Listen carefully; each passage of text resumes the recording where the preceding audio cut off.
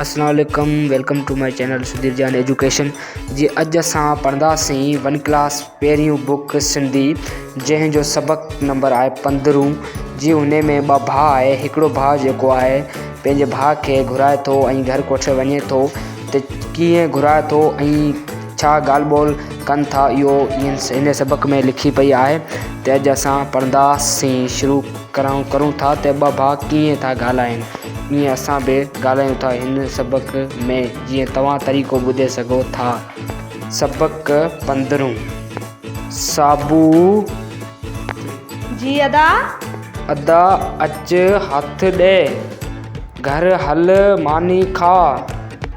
अदा हाउ। हाणे असां पढ़ंदासीं हिन सबक खे रीडिंग में, त कीअं सबक असल में पढ़बो आहे, सिंधी में हिजे कीअं कबो आहे सबक खे, ऐं ही ॿ भाउ कीअं ॻाल्हाइबो, इहो असां सिखी वियासीं। हाणे जेको आहे असां रीडिंग हिन सबक खे हिजे करंदासीं त कीअं ही सबक हिजे थींदो आहे।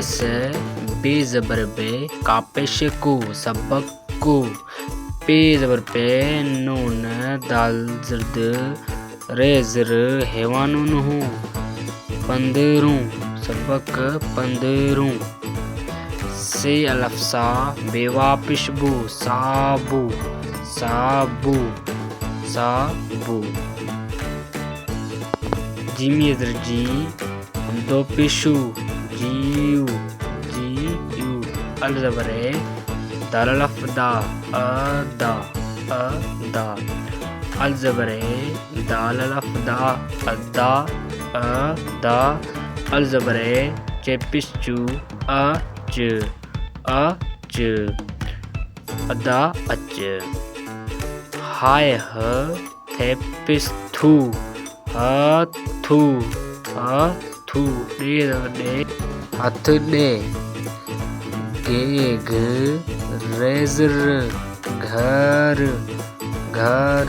हाय ज़बरे, लामपिस्लू, हल हल। मीम लफ मा, नूनी ज़रनी, मानी मानी। खे लफ का, हमदा पिशु, खाऊ खाऊ। अल ज़बरे, दाल लफदा, अदा अदा। हाय लफा, हमदाओ, हाओ हाओ। अदा हाओ। अचो ते गॾिजी इन सबक खे रवां पढ़ूं। सबक 15। साबू। जी अदा अच,